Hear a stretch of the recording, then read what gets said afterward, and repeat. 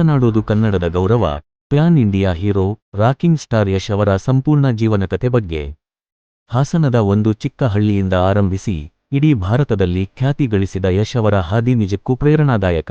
ನವೀನ್ ಕುಮಾರ್ ಗೌಡ ಅಂದರೆ ನಮ್ಮ ಯಶ್ ಜನಿಸಿದ್ದು ಜನವರಿ 8, 1986 ರಂದು ಹಾಸನ ಜಿಲ್ಲೆಯ ಬೂವಹಳ್ಳಿ ಎಂಬ ಹಳ್ಳಿಯಲ್ಲಿ. ತಂದೆ ಅರುಣ್ ಕುಮಾರ್ ಅವರು ಸರ್ಕಾರಿ ಬಸ್ ಚಾಲಕರಾಗಿದ್ದು, ತಾಯಿ ಪುಷ್ಪಾ ಗೃಹಿಣಿ. ಯಶ್ ಬಾಲ್ಯದಿಂದಲೇ ನಟನೆಯಲ್ಲಿ ಆಸಕ್ತಿ ಹೊಂದಿದ್ದರು. ಅವರು ಮೈಸೂರಿನಲ್ಲಿ ಶಾಲೆಯಲ್ಲಿ ಓದುತ್ತಾ ನಾಟಕ, ನೃತ್ಯ ಸ್ಪರ್ಧೆಗಳಲ್ಲಿ ಭಾಗವಹಿಸುತ್ತಿದ್ದರು. 10ನೇ ತರಗತಿ ಮುಗಿಸಿದ ನಂತರ ಅವರು ನಟನೆಯನ್ನು ವೃತ್ತಿಯಾಗಿ ಮಾಡಬೇಕೆಂದು ಬಯಸಿದರು. 16ನೇ ವಯಸ್ಸಿನಲ್ಲಿ ಬೆಂಗಳೂರಿಗೆ ಬಂದು ಕೇವಲ 300 ರೂಪಾಯಿ ಇದ್ದು ಬೆನಕ ನಾಟಕ ಸಂಘದಲ್ಲಿ ಕೆಲಸ ಪ್ರಾರಂಭಿಸಿದರು. ಅಲ್ಲಿ ದಿನಕ್ಕೆ 50 ರೂಪಾಯಿ ಸಂಬಳ ಪಡೆಯುತ್ತಿದ್ದರು. ಯಶ್ ಅವರ ಪ್ರಾರಂಭಿಕ ಪ್ರಯತ್ನಗಳು ಟಿವಿ ಧಾರಾವಾಹಿಗಳಲ್ಲಿ ನಡೆಯಿತು. ಉತ್ತರಾಯಣ, ನಂದ ಗೋಕುಲ, ಮಳೆಬಿಲ್ಲು ಮತ್ತು ಪ್ರೀತಿ ಇಲ್ಲದ ಮೇಲೆ ಮುಂತಾದ ಧಾರಾವಾಹಿಗಳಲ್ಲಿ ಅವರು ನಟಿಸಿದರು.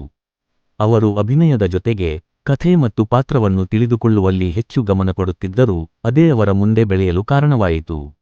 2007 ರಲ್ಲಿ ಅವರು ಜಂಬದ ಹುಡುಗಿ ಚಿತ್ರದಿಂದ ಸಿನಿಮಾ ಪ್ರವೇಶ ಮಾಡಿದರು. ಆದರೆ ನಿಜವಾದ ಗುರುತನ್ನು ತಂದದ್ದು 2008 ರ ಮೊಗ್ಗಿನ ಮನಸ್ಸು. ಈ ಚಿತ್ರಕ್ಕಾಗಿ ಅವರಿಗೆ ಫಿಲ್ಮ್ಫೇರ್ ಅತ್ಯುತ್ತಮ ಸಹಾಯಕ ನಟ ಪ್ರಶಸ್ತಿ ದೊರಕಿತು. ಆಮೇಲೆ ಬಂದ ಮೊದಲ ಸಾಲ, ಕಿರಾತಕ, ಡ್ರಾಮಾ ಚಿತ್ರಗಳು ಅವರಿಗೆ ನಿಜವಾದ ನಾಯಕ ಸ್ಥಾನ ನೀಡಿದವು. 2013 ರಲ್ಲಿ ಬಂದ ಗೂಗ್ಲಿ ಚಿತ್ರ ಯಶ್ ಅವರ ಜೀವನವನ್ನು ಬದಲಿಸಿತು. ಯುವಕರಲ್ಲಿ ಅವರು ಸ್ಟೈಲ್ ಐಕಾನ್ ಆಗಿ ಹೊರಹೊಮ್ಮಿದರು. ಆಮೇಲೆ Rajahuli, ಗಜಕೇಶರಿ, mister and Mrs Ramachari ಚಿತ್ರಗಳ ಮೂಲಕ ಅವರು ಸ್ಯಾಂಡಲ್ವುಡ್ನ ಬಾಕ್ಸ್ ಆಫೀಸ್ ಕಿಂಗ್ ಆಗಿ ಪರಿಣಮಿಸಿದರು. ರಾಮಾಚಾರಿ ಚಿತ್ರವು 50 ರೂಪಾಯಿ ಕೋಟಿಗೂ ಹೆಚ್ಚು ಸಂಗ್ರಹಿಸಿತು, ಅಂದಿನ ಕನ್ನಡದ ಅತ್ಯಂತ ದೊಡ್ಡ ಹಿಟ್. ಅದರ ನಂತರ ಬಂದ ಮಾಸ್ಟರ್ ಪೀಸ್ ಮತ್ತು ಸಂತು ಸ್ಟ್ರೇಟ್ ಫಾರ್ವರ್ಡ್ ಚಿತ್ರಗಳು ಯಶಸ್ವಿಯಾದವು. 2018 ರಲ್ಲಿ ಯಶ್ ಅವರು ಪ್ರಶಾಂತ್ ನೀಲ್ ನಿರ್ದೇಶನದ ಕೆ.ಜಿ.ಎಫ್. ಅಧ್ಯಾಯ 1 ಮೂಲಕ ದೇಶದ ಮಟ್ಟಕ್ಕೆ ಪ್ರಖ್ಯಾತರಾದರು. ರಾಕಿ ಭಾಯ್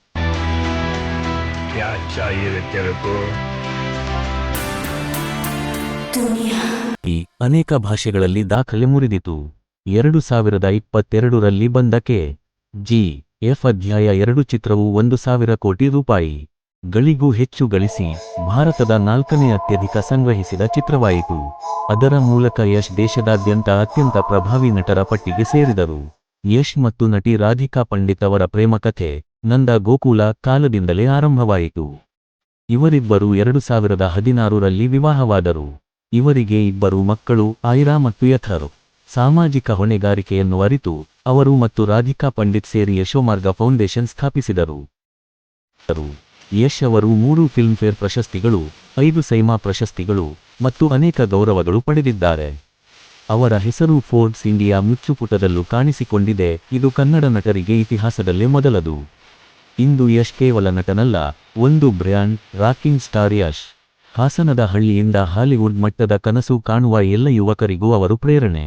ಇದು ಯಶ್ ಅವರ ಯಶಸ್ಸಿನ ಕಥೆ, ಶ್ರಮ, ನಂಬಿಕೆ ಮತ್ತು ಹುಮ್ಮಸ್ಸು ಇದ್ದರೆ ಯಾವುದೇ ಹಾದಿ ಅಸಾಧ್ಯವಲ್ಲ ಅನ್ನುವ ನಿಜವಾದ ಉದಾಹರಣೆ. ನೀವು ಯಶ್ ಅವರ ಅಭಿಮಾನಿಗಳಾದರೆ ಕೆಂಪು ಹೃದಯ ಕಾಮೆಂಟ್ನಲ್ಲಿ ರಾಕಿ ಭಾಯ್ ಫಾರೆವರ್ ಎಂದು ಬರೆಯಿರಿ.